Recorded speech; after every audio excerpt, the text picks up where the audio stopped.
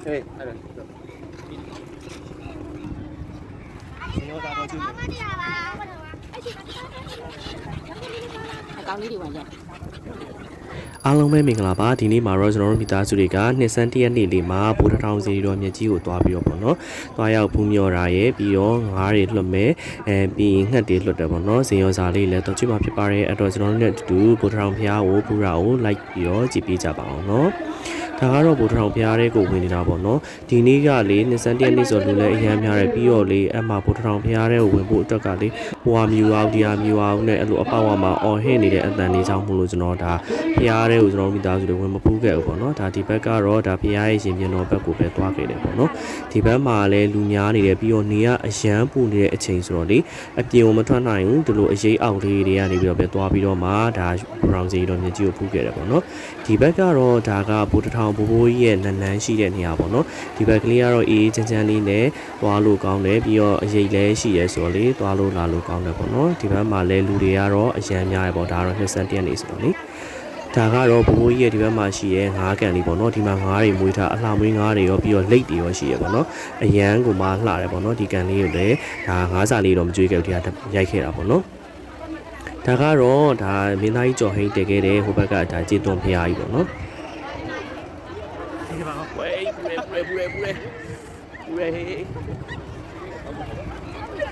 ဒါတော့နေအရန်ပူနေလို့ပြေးနေကြတာပေါ့နော်အရန်အောက်ကကြွေပြအရန်ပူတော့လေပြေးပြီးသွားမှပဲရတယ်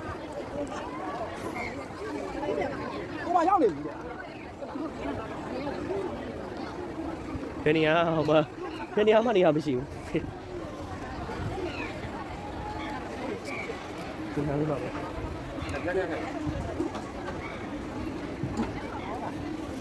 ရောက်လာ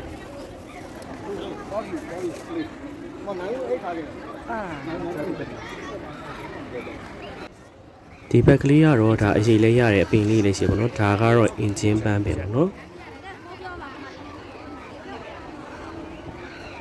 ဒီဘက်မှာလည်းအရေးအာဝါဒရှိပြီးတော့အပင်အရေးကြီးနေဆိုတော့ဒီဘက်မှာလည်းနားနေကြတယ်ပြရပေါ့နော်နေ့လယ်ပဲကျွန်တော်တို့သွားတာနေ့လယ်12နာရီကျော်လောက်ဆိုတော့တကယ်မွန်းတဲ့ချိန်ဆိုတော့လေအရန်ပူနေတော့လေ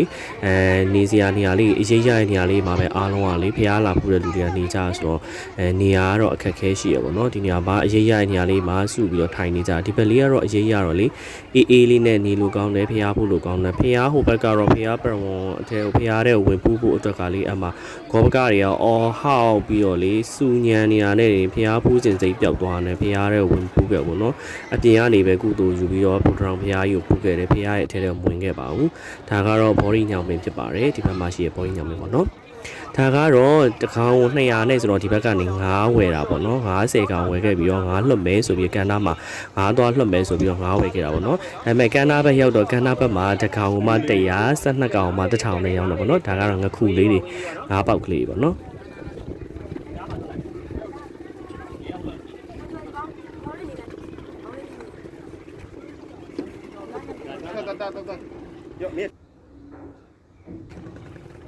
Hey, ada. ဒီမြက်ကတခါမလား Nghe nè. 2,500.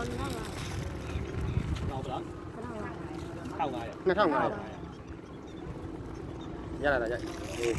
ငှက်ကလေးတွေလည်းလွတ်ခဲ့တယ်ငှက်ကတော့တစ်ကောင်2500တဲ့ဆိုလို့ကျွန်တော်2ကောင်လွတ်ခဲ့တယ်ပေါ့နော်အဲ့ဒီကလေးကတကယ်လဲသဘောကောင်းတယ်သူကဘေးကနေလည်းအားလုံးဝိုင်းကူညီပြီးတော့လေကလေးကိုလည်းတနာတာနဲ့အဲ့ကလေးကောင်လေးစီကနေပြီးတော့မှငှက်2ကောင်ဝယ်ပြီးလွတ်ခဲ့ပါတယ်ခင်ဗျာ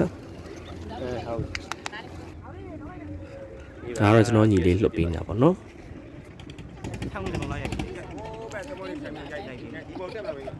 ဒီနားလေးကညနေပိုင်းဆိုရင်တော့အရန်ကိုရှူကင်းလေးလည်းလှပြီးတော့ကြည့်လို့ကောင်းမယ်ပေါ့နော်နေရာလေးကလည်းအရန်လှတယ်ဒီမှာလေးရန်ကုန် River Cruise ပြောသေးတယ်ပေါ့ကိုသိမ်းမယ်နောက်လိုက်ပါကိုသိမ်းရင်သူ့ဘော်ဒီမော်ကြီးတယ်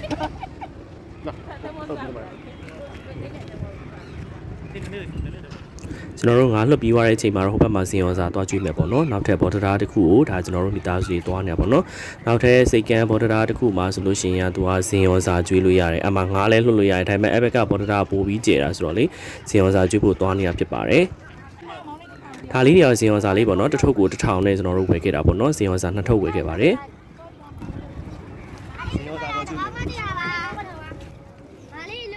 ဒီ ဒီလမ်းလေးကလည်းတာယာပြီးတော့အရန်ကိုမှမိုက်တယ်ပေါ့နော်ညနေဆောင်လေးဆိုပို့ပြီးတော့အေးချမ်းချမ်းလေးနဲ့လေလေးလည်းတိုက်နေဆိုတော့လေနေပူနေပေမဲ့လို့လေလေးတိုက်တော့အေးလေးဖြစ်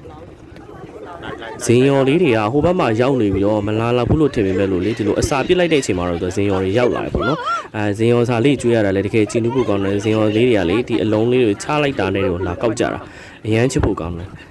ပျော်လဲပျော်ခဲ့ရတယ်ပေါ့နော်ဒါနှစ်ဆန်းတရက်နေ့အတွက်အမှတ်တရလေးလည်းဖြစ်တယ်အဲ့တော့ကြုံကြိုက်ခဲ့ရင်တော့ဒါဘူထောင်စီတော့ဒါလူတိုင်းလည်းသိကြပါတယ်ပေါ့နော်ဒီကန်းသားလေးမှာဒီလိုဒါဇင်ယောစာလေးလာကျွေးပြီးတော့အပန်းဖြေရာတို့ညနေပိုင်းလေးဆိုလို့ရှိရင်ပို့ပြီးနေလို့ကောင်းတယ်ပေါ့နော်ဒါပေမဲ့တခုပဲအမိုက်တွေတန်ရှင်းရေးလေးတော့လုံးဖို့တော့လိုတာပေါ့နော်ကျွန်တော်ဆိုလို့ရှိရင်ဒါဇင်ယောစာလေးကျွေးပြီးတဲ့အချိန်မှာဒီအမိုက်လေးတွေကိုပြန်သိမ်းသွားခဲ့တယ်ပေါ့နော်တချို့တွေကတော့ပြစ်ချခဲ့တာတွေအပတ်တွေမှာလှုပ်ထားတော့ဒါပတ်ဝန်းကျင်ညဉ့်ညမ်းမှုတွေဖြစ်တာပေါ့နော်အဲ့တော့ကိုယ့်ရဲ့အမိုက်ကလေးတွေကိုပြန်ယူသွားတာကတော့ပို့ပြီးအဆင်ပြေပါတယ်ခင်ဗျာဒါကတော့ကျွန်တော်တို့ဒါဇင်ယောစာလေးလှုပ်ပြီးနှစ်ဆန်းတရက်နေ့မှာကုသိုလ်ပြုခဲ့တာဖြစ်ပါတယ်ကြည့်ရှုပေးတဲ့သူအားလုံးကိုကျေးဇူးတင်ပါတယ်ခင်ဗျာ